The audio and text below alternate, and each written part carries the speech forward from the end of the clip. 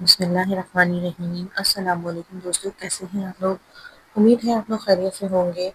आज हम बना रहे हैं बहुत ही मज़ेदार से चिकन के रेशमी कबाब, जो कि मुंह में जाके बिल्कुल घुल जाते हैं और इसका टेस्ट इतना क्रीमी और फ्लेवरफुल होता है कि अगर आपने एक दफ़ा इन कबाबों को बनाकर खा लिया तो यकीनन आप इनको बार बार बनाना चाहेंगे। आप इसको किसी भी पार्टी, दावत, लंच या डिनर में बना सकते हैं। बहुत ही मज़ेदार और बहुत ही आसान रेसिपी है। ये स्टार्ट करते हैं। सबसे पहले 500 ग्राम बोनलेस चिकन ले ली है। इसमें 3 मीडियम कटी हुई प्याज ऐड की हैं, हरी मिर्ची ऐड की हैं 4 से 5 काट कर, लहसुन की जवे ले लिए हैं 4 से 5, अदरक का 2 इंच का टुकड़ा लेके उसको बारीक काट लिया है, नमक ऐड कर लिया है 1 टीस्पून, साथ ही पिसी हुई मिर्च ऐड कर ली थी 1 टीस्पून, कुटा हुआ धनिया भी मैंने ऐड किया है 1 टेबल स्पून, और साथ ही मैंने इसमें कुटा हुआ ज़ीरा ऐड किया है 1 टीस्पून।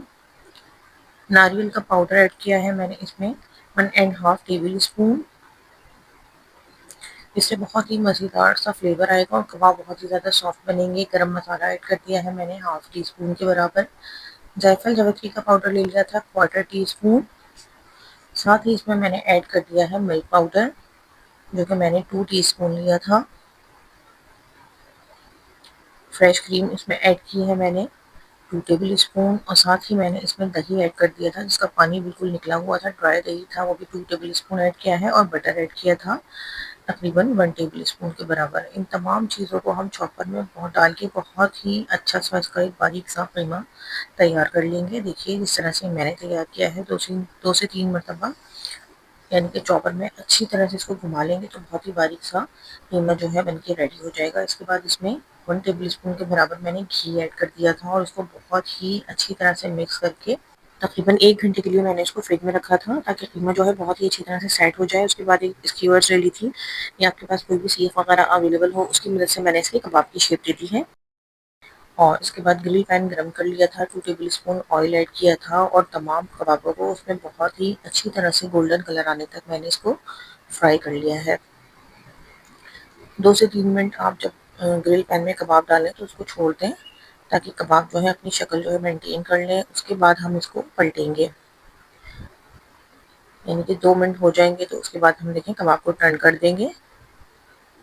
कबाब पे अच्छा सा गोल्डन कलर और ग्रिल के मार्क आने शुरू हो गए हैं। और अगर आपके पास ग्रिल पैन ना हो फ्रेंड्स, तो आप इसको किसी भी तवे या फिर दूसरे किसी पैन में बना सकते हैं। ज़रूरी नहीं है कि आप इसको ग्रिल पैन में ही बनाएं, लेकिन ग्रिल पैन में बनाने से बहुत ही ज़बरदस्त से मार्क आ जाते हैं, कबाब बहुत ही ज़्यादा खूबसूरत नज़र आते हैं। ये देखिए 3 से 4 मिनट में ही हमारे कबाब बनके बिल्कुल रेडी हो गए हैं। कितने ज़बरदस्त ये लग रहे हैं। इनको मैंने ग्रीन चटनी के साथ सर्व किया था। इसकी रेसिपी मैं कई बार आपको अपने चैनल में बता चुकी हूँ।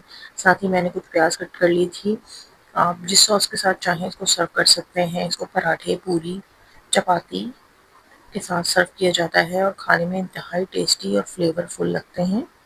देखिए मैं आपको इसका एक बाइट बनाकर और खाकर बताती हूँ। बहुत ही मज़ेदार टेस्ट आया है। ज़रूर आप इस रेसिपी को ट्राई कीजिए और अपना फीडबैक मुझसे लाजमी शेयर कीजिए।